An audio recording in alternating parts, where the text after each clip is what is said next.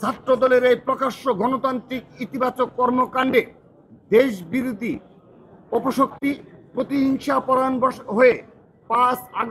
August পরবর্তী সময় থেকে ব্যাপকভাবে সোশ্যাল মিডিয়ায় এবং প্রকাশ্যে মিথ্যা প্রপাগান্ডার মাধ্যমে বহুমুখী ষড়যন্ত্রে লিপ্ত হয়েছে। ছাত্র জনতার গণ অভ্যুত্থানে 5 আগস্টের পরাজিত শক্তি এবং 5 আগস্টের পূর্ববর্তী সময়ে যারা ছাত্রলীগের সন্ত্রাসীদের সহযোগী হিসাবে তাদের সকল অপকর্মের বৈধতা প্রদানে ভূমিকা রেখেছিল, সেসব নামধারী অপশক্তি বাংলাদেশের শিক্ষা প্রতিষ্ঠানগুলোতে গোপনে তাদের সাংগঠনিক কার্যক্রম পরিচালনা করলেও প্রকাশ্যে গণতান্ত্রিক চর্চা বাধাগ্রস্ত করে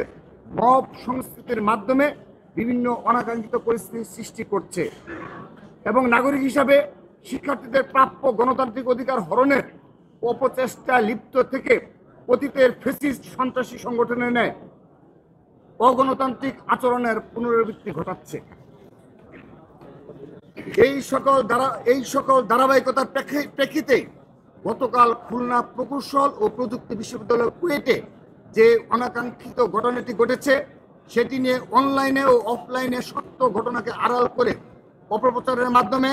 বাংলাদেশ জাতীয়তাবাদী ছাত্র দলের নামে যে মিথ্যা অপবাদ চারদিকে ছড়ানো হচ্ছে তার প্রেক্ষিতে আমাদের সংগঠনের নৈতিক ও রাজনৈতিক অবস্থান ব্যাখ্যা করার বিষয়টি অতি জরুরি হয়ে দাঁড়িয়েছে। এক্ষেত্রে বলে রাখা প্রয়োজন, ইতিমধ্যেই আমাদের সিনিয়র সহসভাপতি আবু আফসান মোহাম্মদ ইয়াহিয়ার নেতৃত্বে একটি সরেজমিন তদন্ত টিম খুলনায় গিয়েছেন এবং ইতিমধ্যে আমরা সেই রিপোর্টও পেয়েছি। তাদের প্রতিবেদন ও পুলিশি বা প্রশাসনিক তদন্ত প্রতিবেদন আসার আগ পর্যন্ত কোনো পক্ষই যেন উপসংহারে টানা সম্ভব বা সমীচীন নয়। তবে ভুক্তভোগী শিক্ষার্থীদের বয়ান, সংবাদ মাধ্যমে আসা প্রতিবেদন, ছবি ও ভিডিও প্রমাণের ভিত্তিতে আমরা যতটুকু জানতে পেরেছি সে অনুযায়ী গতকালকের এই অনাকাঙ্ক্ষিত ঘটনার সূত্রপাত হয় বৈষম্য বিরোধী ছাত্র আন্দোলনের ব্যানারে একটি মিছিল থেকে কতিপয় ছাত্রদল সমর্থকের উপর অতর্কিত হামলার মাধ্যমে, যা ভিডিও ফুটেজে স্পষ্ট প্রতীয়মান ও প্রমাণ হয়েছে। সেই মিছিল থেকে ধারণকৃত একটি ভিডিওতে দেখা যায় যে যখন ভুক্তভোগী সেই শিক্ষার্থীরা ক্লাস শেষে অতি সাধারণভাবে মিছিলটির পাশ দিয়ে হেঁটে যাচ্ছিলেন, তখন বৈষম্য বিরোধী ছাত্র আন্দোলনের কুয়েট কমিটির আহ্বায়ক মোহাম্মদ উমর ফারুক 2019-20 সেশনের শিক্ষার্থী মোহাম্মদ উমর ফারুকের প্রত্যক্ষ উস্কানিতে কতিপয় মিছিলকারী তাদের দিকে অতর্কিতভাবে তেড়ে গিয়ে ধর বলে হামলার সূচনা করে। ভুক্তভোগীদের বয়ান অনুযায়ী তাদেরকে ধাওয়া দিয়ে ও মারধর করে কুয়েট গেটের বাইরে নিয়ে যাওয়া হয় এবং গেটের কাছে একটি দোকানে আশ্রয় নিলে সেই দোকানদারকে হেনস্থা করা হয়,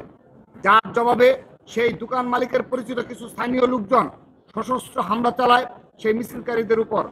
দফায় দফায় ধাওয়া পাল্টা ধাওয়া চলে কুয়েটের গেট হয়ে ওঠে রণক্ষেত্র। প্রায় ঘণ্টাখানেক ধরে চলে এই এলাকায় চলে ন্যাক্কারজনক সহিংসতা। সেই সহিংসতায় জড়িত কতিপয় স্থানীয় দলীয় কর্মীকে ইতিমধ্যেই বহিষ্কার করা হয়েছে বলে আমরা রাতেই অবগত হয়েছি এবং সোশ্যাল মিডিয়ায় দেখেছি। তবে তাদের কেউই ছাত্র দলের সাথে জড়িত নন এবং ছাত্র দলের ইন্ধনে শিক্ষার্থীদের উপর হামলা চালানোর কোনো কারণও তাদের নেই। আবার এর বিপরীতে 18 ফেব্রুয়ারি 2025 তারিখে প্রথম আলো অনলাইন নিউজ পোর্টালে প্রকাশিত কুয়েটের প্রথম হামলা নিয়ে ছাত্রদল ও বৈষম্য বিরোধী পাল্টাপাল্টি অভিযোগ শীর্ষক একটি প্রতিবেদন অনুযায়ী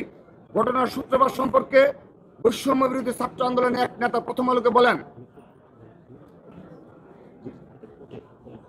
এটা কুয়েটের প্রথম আলোতে যে নিউজটা এসেছে সেটি হলো, গতকাল ছাত্র দলের শিক্ষার্থীরা ক্যাম্পাসের বাইরে ছাত্র দলের ফরম বিতরণ করেছেন। এর প্রেক্ষিতে আমরা সাধারণ শিক্ষার্থীরা আজ মঙ্গলবার সমাবেশ ডেকেছিলাম। আমরা উপাধ্যক্ষদের কাছে একটি আবেদন করার কথা ভেবেছিলাম যে এই ফরম বিতরণের সঙ্গে যারা জড়িত তাদের যেন বহিষ্কার করা হয় এবং ভবিষ্যতে যেন কুয়েটে কেউ কোনো ছাত্র সংগঠন করতে না পারে। এটি হলো প্রথম আলোতে একজন সাধারণ শিক্ষার্থীদের বৈষম্য বিরোধী একজন শিক্ষার্থীর উদ্ধৃতি। কিন্তু পরবর্তীতে জানা যায় যে বাংলাদেশ জাতীয়তাবাদী ছাত্র দলের পক্ষ থেকে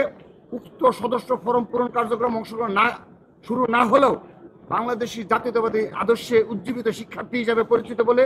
তারা সহ আরো কিছু শিক্ষার্থীকে হেনস্থ করার উদ্দেশ্যে চিহ্নিত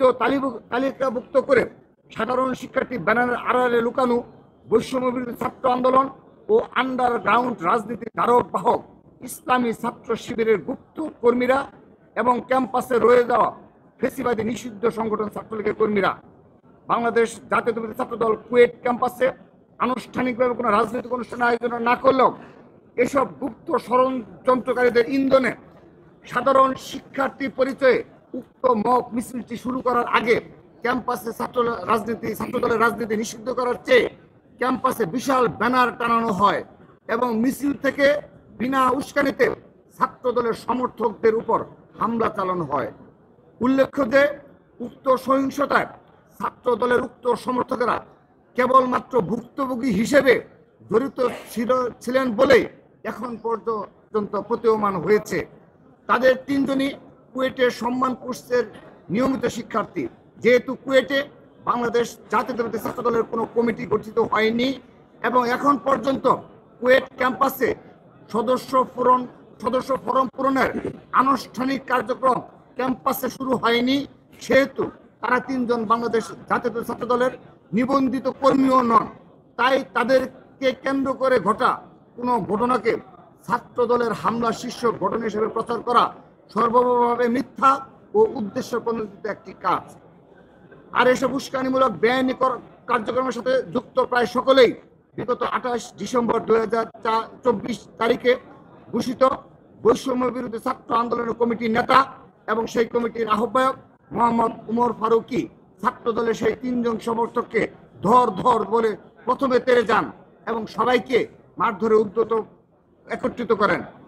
কুয়েট ক্যাম্পাসে বিগত 11 আগস্ট 2024 থেকে প্রশাসনিকভাবে রাজনৈতিক কর্মকাণ্ড নিষিদ্ধ থাকলেও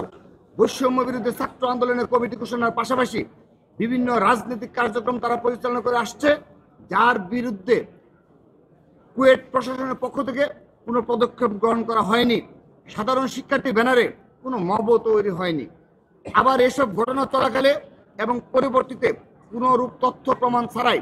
স্থানীয় জনতার সাথে কুয়েট শিক্ষার্থীদের এই ন্যাক্কারজনক সহিংসতাকে কোনো নির্দিষ্ট তথ্য প্রমাণ ছাড়াই সামাজিক যোগাযোগ মাধ্যমে ছাত্র দলের হামলা বলে পুরো ঘটনাটিকে ভিন্ন খাতে প্রবাহিত করে রাজনৈতিক ফায়দা লুটার চেষ্টা চালানো হয়। কিন্তু সময়ের সাথে সাথে যত বেশি তথ্য উন্মোচিত হচ্ছে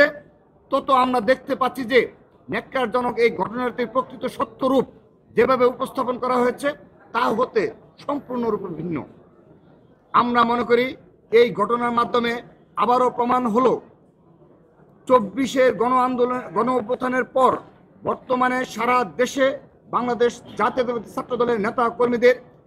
ইতিবাচক কর্ম পরিকল্পনা ও শান্তিপূর্ণ কার্যক্রমের মাধ্যমে যখন বাংলাদেশ জাতীয়তাবাদীর আদর্শে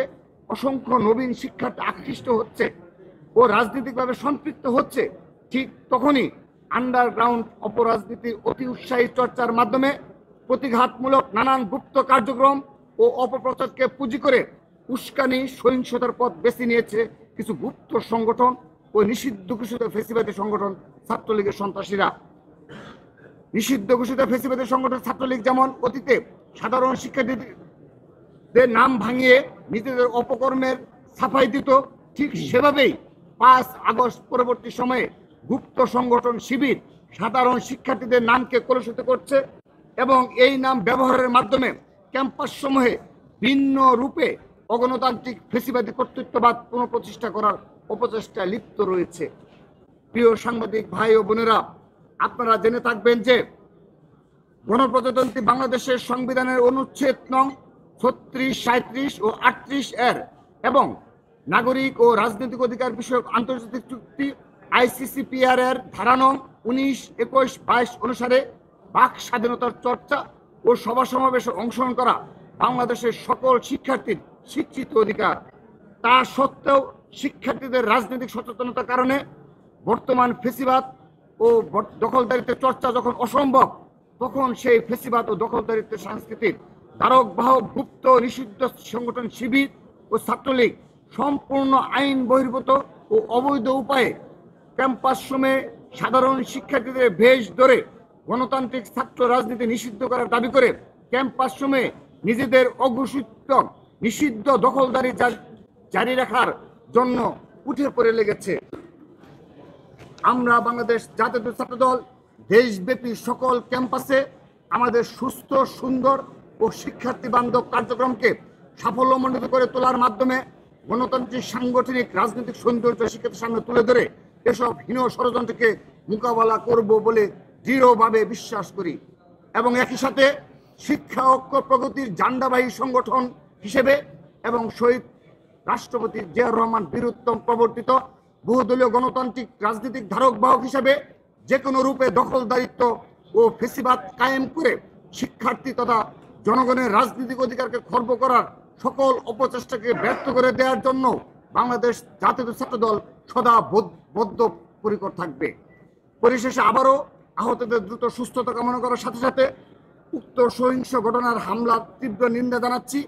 এবং এইসব ন্যাক্কারজনক ঘটনায় ও এসবের উস্কানিতে যেই জড়িত থাকুক না কেন সুষ্ঠু তদন্তপূর্বক তাদের সকলকে বিচারের আওতায় এনে সর্বোচ্চ শাস্তি নিশ্চিত করার দাবি জানাচ্ছি। এবং একটি বিষয় আপনাদের সুস্পষ্টভাবে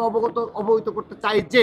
বাংলাদেশ জাতীয় ছাত্র দল তার সংগঠনের নেতা কর্মীর বিরুদ্ধে কোনো অপরাধের অভিযোগ আসলে কিংবা তা প্রমাণিত হলে তার বিরুদ্ধে তাৎক্ষণিক সাংগঠনিক ব্যবস্থা গ্রহণ করতে পারে,